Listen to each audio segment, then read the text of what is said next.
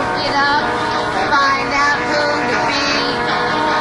It has to be sold over and over, just like on TV. On TV. On TV. Make it simple, make it quick, just like on TV. I don't get it. I can't relate. I don't understand. Get involved. What a concept. I'm an alienation fan. Push a button, change it down. Don't keep bothering me. I like my act all nice and safe, just like on TV. On TV. On TV. Make it snappy, make it quick, just like on TV. On TV. On TV. Make it snappy, make it quick, just like on TV.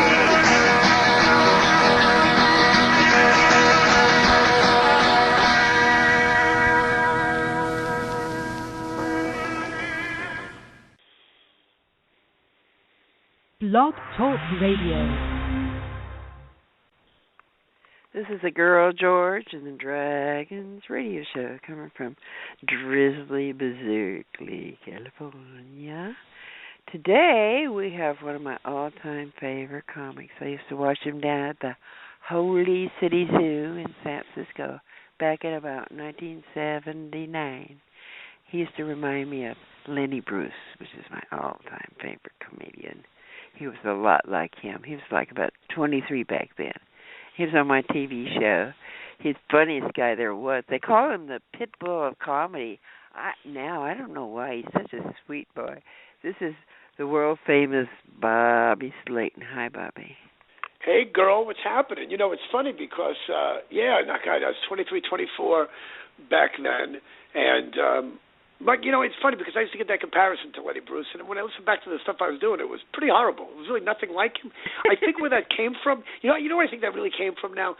Was in San Francisco. You know, this whole comedy boom was starting in the late 70s, early 80s, and you had, like a lot of places, but so much in San Francisco, you still had that hippie mentality, and San Francisco will always have that underlying hippie mentality, but I think that a lot of the comics, then, they were doing really nice observational stuff, and I think I started the same week as Dana Carvey, who's great, but he'd be doing impressions, and, you know, Robin Williams was wacky and off the wall, and then everybody was kind of nice, and I came out there, and it was kind of like, you know, because I was opening for a lot of rock bands at the time, and nobody back then wanted to open for bands. No comedians wanted to do it. So Jeffrey Pollack would have me at the Waldorf, or David Allen would have me at the boarding house. I'm sure you remember those guys very well. Oh, yeah, of course. Oh, yeah, yeah. And I remember that Dana Carvey or Pollack would open up for like Pablo Cruz and the Beach Boys, but then when the Stranglers came to town, or Blue Oyster Cult, you know, there wasn't room on these stages to hire a band was a lot of money, and there wasn't that much stage at least at the old Waldorf. So Jeffrey Pollack would pay us like $25, $50, your sacrificial lamb, to kill some time.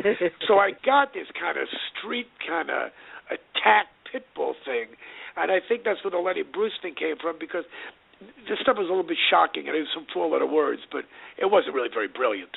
Lenny Bruce was brilliant. I was just dirty and silly. Oh, I thought you were brilliant. I really thought you were brilliant. You were really amazing on stage. You were really good. You were punk before punk happened. Well, I remember what I used to do. Well, at the Mabuhay Gardens, what was really funny is that I used to wear those skinny black ties on stage. Remember guys like Joe Jackson or whatever rockers would wear the skinny black ties. And then it became a big thing with comedians. I'm not saying I started the trend, but I used to hang out at the Mabuhay. And I remember I used to do a character called Bobby Bronx, the king of punk comedy. And I'd go on stage in the first 3 minutes of my act with black sunglasses. I mean, it was just silly stuff. It was kind of retarded. But I was into the whole punk rock thing. Because I was, you know, I grew up with the New York Dolls, and I loved the Ramones and Blondie and the Dictators and the Dead Boys and all that stuff. And I remember the Nuns, you know, of course you remember those guys. Oh, yeah, of course. They had been together for 3 weeks. And a friend of mine, who I was living on his couch, I don't know if you remember the Greener's Cafe up on Market Street. Remember that place? Uh-huh. Do you remember it? Yeah. The Greeners Cafe was right under the Mint, right before you got to the Castro District, and it was a little blues club.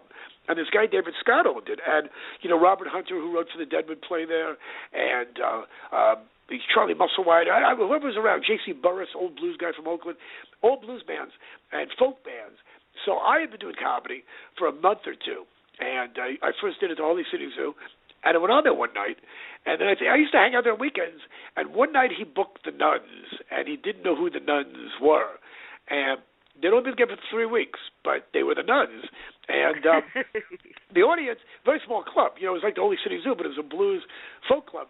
And the audience was there drinking their herbal tea and having their beer and their little carafe of wine. And the Nuns came on with whatever, Suicide Child, and it was pretty funny. I don't think that audience was ready for that. It was a great night. I remember Alejandro Escovedo, who went into fame, with Rank and File and now a solo career, had been playing bass. I think he told me for 3 weeks. When they first started, he just started playing guitar, and I thought they were great, But what do I know? I love the Ramones too. So what do I know? No, I think you're amazing. Did you know Lyle Tuttle? Lyle Tuttle, I went to a party at his studio last night. He's got a tattoo museum he's putting in his old studio in Columbus now. Well, you told me. You told me he's on your show next week. When I first moved to San Francisco in 1975, I was 20 years old. And before I was doing comedy, and I think it was his original studio, or one of the right off of Market. It was Street, on Seventh was his original studio. Right off of Market, right? Right next to the bus depot. Right, and you had to go upstairs. Yeah, right, and you went upstairs, I think, right? Yeah, it was upstairs. Well, I got to San Francisco, and I decided I wanted a tattoo, and I went up there, and I picked. Jewish people get tattoos. What's that? Don't you go to hell for that? Oh, with Jews? Well, first of all, Jews don't believe in hell, and that's all made up bullshit. That was all made up crap about the tattoos. That was a Lenny Bruce routine. Yeah, he did that. It was all made up after World War II, after the Holocaust. That the Jews kind of wrote that in to It was a silly thing. The whole thing was you're not supposed to deface your body. There's something in the Bible about leaving the world the same way you came in. And I used to do a joke, which is, you're supposed to leave the world the same way you came in, which is why every Jewish woman in Beverly Hills has a nose like a cat. That's okay. You can chop. Well, what was the circumcision shit then? How can they cut your dick off then if you're supposed to leave the way you came in? Yeah, you're supposed to leave the world the way you came in, but like I said, all Jewish women get nose jobs, and it doesn't seem to make any difference. So it's all a bunch of made-up crap. But I remember going into Lyle Tuttle's and getting a Rolling Stones tongue. I saw on the wall, I think before a lot of people design their own tattoos. So I see up on the wall the Rolling Stones tongue, and I said, I think I have to get that. It was somebody keeps calling me on their line. I'm not picking it up though. It was $10. $10. So that was pretty cool. $10 for a tattoo. Pretty cool. Well, mine was free, but then I've known him since 1961. I was like 16 and he was like 29. But I had IEC and I was 26. I was working in the bars, so. And I was like on his business cards and stuff. We've been friends for 53 years now. He tattooed a dragon on my butt back in '71 when I was touring with Dr. Hook, the Medicine Show, and I told him to sign it, so he signed his name around it because I said, well, artwork should be signed. So he signed his name around the dragon. And it's the first time he ever signed his name, and now that's all he does is sign his name on people.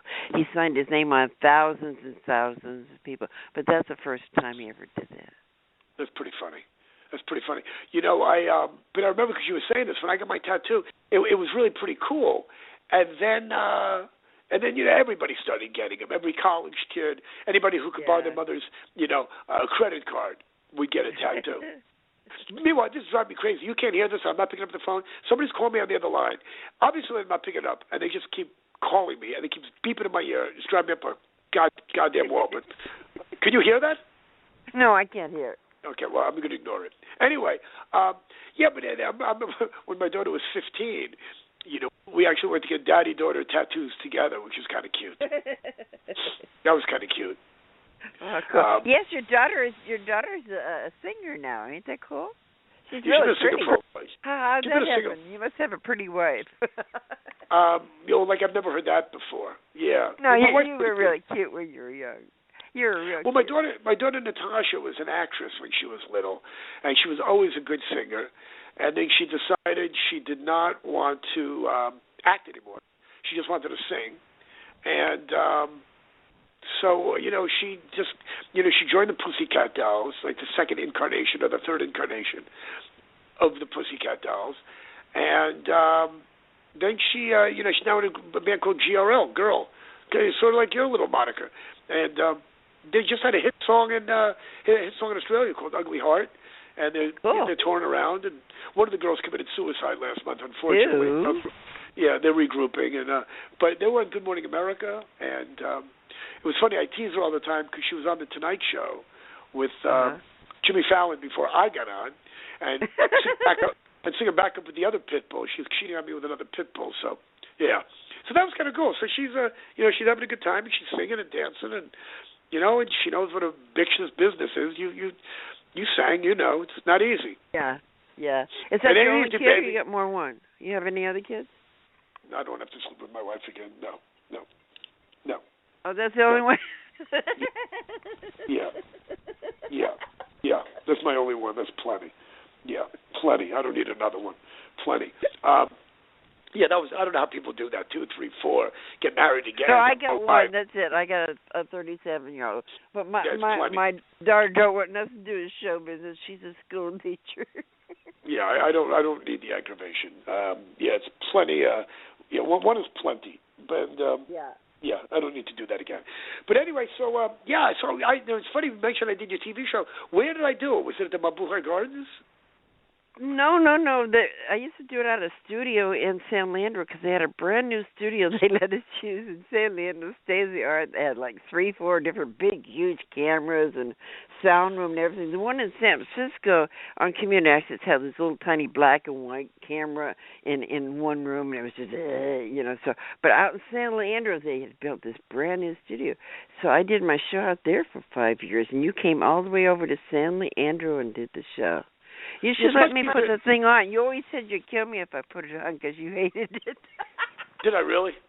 So I never put it on. But I still got it. I'd love to put it up on YouTube if you'd let me. You were really cute. Well, put it on. I don't really. There's so much crap that I did that's on YouTube that's so awful that it can't be much worse than. Well, I think this is the first time you were ever on TV. You might have been on the Gong Show a couple times before that, and I think you were shocked to see yourself on TV. It's hard to see yourself on TV or listen to yourself the first time. It's oh my God. It's awful. I don't know how movie stars, and a lot of them can't do it, but I don't know how they go to movies and they're at the premiere and they watch themselves, because I've done a lot of small, teeny parts. And I mean teeny, a minute or two, 4 or 5 minutes, a couple of scenes, and I hate watching me on the screen. Frank Sinatra's that way. He couldn't stand himself singing, Frank Sinatra. Oh, really? But I've gotten used to it being I have to fucking produce these goddamn things and edit them and look at myself over and over and over 5 million trillion times, and I hate my voice. I hate the way I look, but I got to get so. This is the best of. And leave it at that.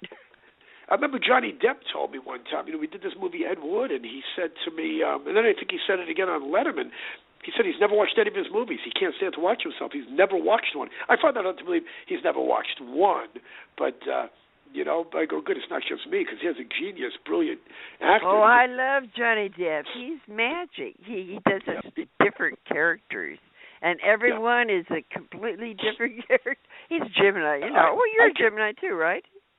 Yeah, but I can barely explain myself. Yeah, Gemini kind of just change colors all the time, It's just no, not me. I'm pretty one-dimensional. I'm pretty much one-dimensional there, girl, George. Well, you probably got a Scorpio rising. I have no idea. I don't know about any of that stuff. My wife does, and I don't want to hear about it. I don't know. But so it's funny. I just went online right before the show, and I saw that there was an interview done with you by Ginger Coyote. Is she still around? She, he, him? Oh, yeah. Yeah, you should do an interview with her. She's still got the Punk Globe on the line now. Cool. You should do an interview. She'd love you. She likes your kind of thing. I remember seeing her hanging out all the time at the Mabuhay when the Nuns played there, and Crime. Remember the band Crime? And the Avengers, and I like that whole scene, you know. Pearl Harbor and the Explosions, did you like them? And Leela and the Snakes? Well, I go way back with Leela and with Pearl. You know, the first time I was on stage as an adult, if you don't count the my line in Witch in the Wardrobe in 5th grade, the first time as a grown-up that I was on stage was with the Tubes. And the Tubes, you know, of course, you remember the Tubes. And they had a talent contest. I think it was, you know, it was in their heyday when White Punks on Dope and, you know, Quaalude and all that. So they had a talent contest at the boarding house. We're going back again to, I think, before I did stand-up. I first did stand-up in 76, 77, so it must have been about 75, 76. The Tubes had a talent contest, and Dick Bright did something with Little Roger, did some wacky little thing. They had some guy dressed up as a turtle, tap dancing or something. They had a couple of S&M gay, you know, queens doing something, and Pearl came out on roller skates in hot shorts, dressed as a boxer, with bandages and boxing gloves, and did some kind of singing, boxing, dancing. And what the Tubes did, they were playing bimbos for 5 nights. And they picked 5 winners out of like 30 or 40 people, maybe more. They picked 5 winners, and each winner got to open up for the Tubes and do their 1 or 2 minute little sketch skit. It was very much like the Gong Show. And judging was some news guy from ABC, Martin Mull, who was in town, I think, doing a show that week in the boarding house, a couple of the Tubes, Fee Waybill, maybe Joel Selvin, I don't know, a couple of writers and critics. And anyway, they were the judges to decide who won. So Pearl won, and I won along with, oh my God, I can't even describe our act, but we had a guy dressed in drag throwing around confetti, a female harmonica player, and I walked out holding a head with a stake through my heart, singing, "When you walk through a storm, hold your head up high." And we won, and we got to open up the Tubes one night at Bimbo's. Pearl won, but the funny part of the story was Robin Williams, then quite unknown, way before Mork and Mindy, came out kind of almost half naked, I believe, as a singing cowboy with a guitar and doing some kind of goofy act. And Martin Mull gonged him and said, the Tubes have enough guitar players, or something to that effect. They don't need another guitar player. So Robin lost. Me and Pearl won. So her and I go way back. And then Leela and the Snakes, so I know her from the Tubes also. And, you know, Jane Dornacher went out to do stand-up and then, you know, died in a helicopter crash when she was doing the news in New York, as you know. So, yeah. They were all friends of mine. Yeah. Did you know Freaky Ralph? They died. You know Freaky Ralph? Freaky Ralph. Freaky Ralphino. Oh, Freaky Ralph. The guy that set himself on fire? He died, right? Yeah. He set himself on fire. Is that how he died? He sat in the middle of the street, I think in front of the Holy City Zoo, dumped gasoline on his head and lit a match. Wow, it's great, but you can't do an encore when you do shit like that. You know, it's great once, but, you know, I think Daffy Duck did that. When Warner Brothers cartoon, he blew himself up and said something like that. You know, no encore or something. Can't come back and take a bow. I remember being a little crazy. Was he one of... Yeah, he was... Yeah, I remember he used to open up for the Residents all the time, I think. Or maybe he was... Yeah, he was real bizarre. He was a bizarre guy. Yeah, I knew he killed himself, but not that way. It's just... Wow, that's almost bad as what Robin did. That's pretty horrible. But to light yourself on fire is pretty frightening. You're making a statement there. Yeah. God. Well, I promise I won't do that if people come see me this week at the Punchline. You know, I'm coming up to San Francisco this week. And oh, good. Where? Punchline. I'm still at the Punchline after 30-something years. I think the club just celebrated 30-something years, and I'm still there. What still date? There. What date? What date? This Thursday. But your little radio podcast thing will play for years, so it's whatever. No, whatever it's this playing weekend. right now. It's playing it's right live, now. Live. If I knew that, it would have been better. I would have been more nervous. God, I'm sorry. I should apologize to all your imaginary listeners. That how many people you think are listening, girl? Oh, 2 or 3. 20, 30? No. 2 or 3. That's all. God only knows. I have no idea. No idea. I'd rather not know. But, but the Punchline this week, and I used to play San Francisco 3-4 times a year, but now it's pretty much 1 week out of the year. And so where you living in L.A.? Yeah. By the way, what made you think when you kept messaging me on Facebook, and you kept saying to me, "We're doing it something Pacific time." 5 o'clock. Well, sometime last week you said I will be in Wisconsin. I will be home in Wisconsin at right before the show.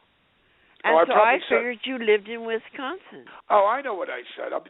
I know what I'm supposed to play Milwaukee this weekend. I'll be coming home from Wisconsin. I'll be in Wisconsin, and I'll be home Sunday or whatever. But my God. Oh, I thought you lived there. No. That's what you kept saying to me.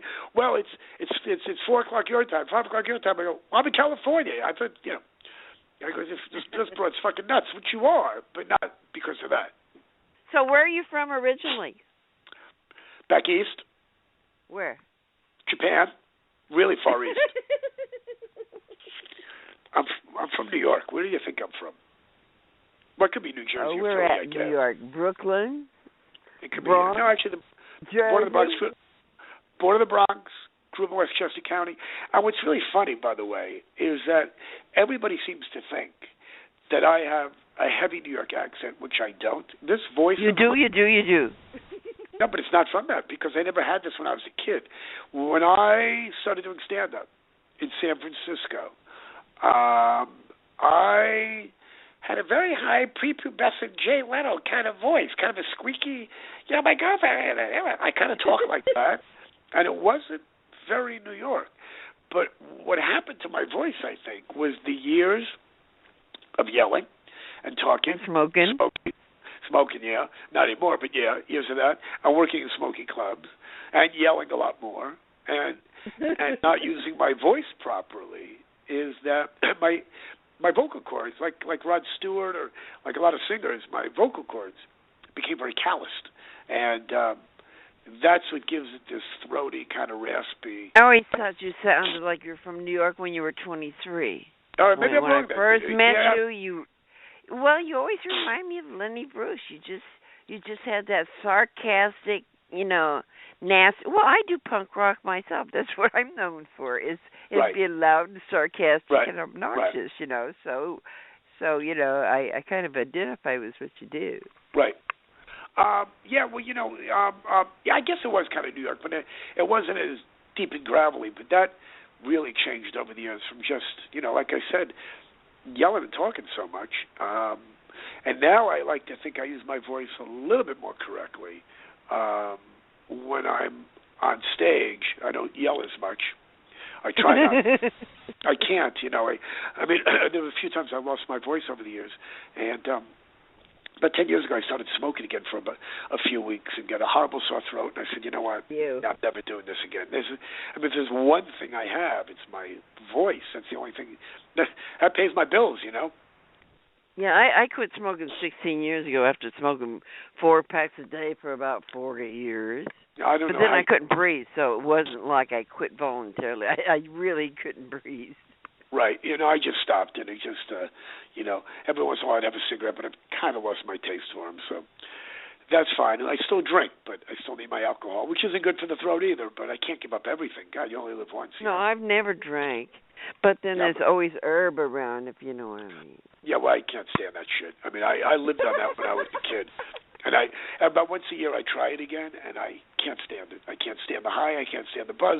And this comes from a guy that in high school, if I didn't have pot, I couldn't go to a baseball game, couldn't go to a movie, definitely could not go to a concert without some weed. Scraping resin out of pipes, but those days are just. And every couple of years I try it again. It just makes me paranoid, uptight, fucks up my throat, and I go, I'm tired of this crap. Out of it, this shit, Those days are over. But alcohol. Sitting there with a glass of wine right now as we speak. A little glass of red. My wife's going out to get a pizza. I'm going to have some more red. And I'm sure I'll be asleep by 9 o'clock. And then bouncing off the walls at 2 a.m. like I always do. So what are you going to do for Christmas? You're going to go to a Chinese restaurant and get some fried pork? I know the Jews always did that. We never did that. My family never went to. It's funny. I never knew people did that till years later because nobody in my neighborhood seemed to do that growing up in the suburbs. But I know the Jews always loved Chinese food on Christmas. We just never did it. We went all the other times, but what I'm going to do for Christmas is usually, I'm always home, and I usually feed the homeless at the Laugh Factory. Jamie Masada, who owns Laugh Factory here in L.A., I mean, they do it Christmas and he does it Thanksgiving. I mean, they do it right. They set up, real turkey and real mashed potatoes, and it's great. And the comedians come and they serve the homeless. But it's not just the homeless. Anybody's a little down and out, down on their luck. But it's a great feeling, but it's really depressing when you see all these families and you see children come in and Christmas Day and all the comedians bring presents, give them a toy. I mean, you see these little kids with a toy, and but then you get the crazy people. I don't want dark meat. No dark meat. No dark meat. And they start screaming at you. Okay, sorry. Don't let the potatoes touch you. They go nuts, but they're crazy. And the funniest, well, it's not really funny, but the biggest challenge for the comics is that we do like 3 or 4 servings a day, maybe 4. Maybe they do about half a dozen servings a day. I can only make it to 2 or 3. You serve the people, you clean up, and then at the end of dinner, they do about a 45-minute to an hour comedy show. And there's kids there, and there's crazy people there, and there's a lot of old people there, and you got to look really clean, and you do 5-10 minutes. Nobody does well. I mean, you do as well as you can expect to do. but what's weird is you get people not just heckling, you get people yelling at themselves. They're just crazy people. But that's part of the fun. It's kind of to be expected. But this year, I'm taking my wife to Montreal for the weekend because I need to hit 100,000 miles on American Airlines. And I'm so close. I need to hit my executive platinum status, so I get all my free upgrades. And I'm at like 95,000. I said, we got to go somewhere. And I couldn't get tickets to New York because everything was sold out. I said, well, Montreal's a great town. It's my wife's birthday that weekend too, and she wanted to be home with family. She hates the cold, but I think she's gonna have a good time. So we're in Montreal. Oh, she's from up there? She's from Canada? No, I just needed to go somewhere where I get 5,000 miles, and Montreal was the only place I could find that we both liked. That wasn't too far away, but far away enough that I got my points. So that's where we're going.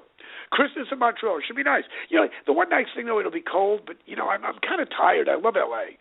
But when it's Thanksgiving and Christmas time and it's 80 degrees out, it just doesn't seem right.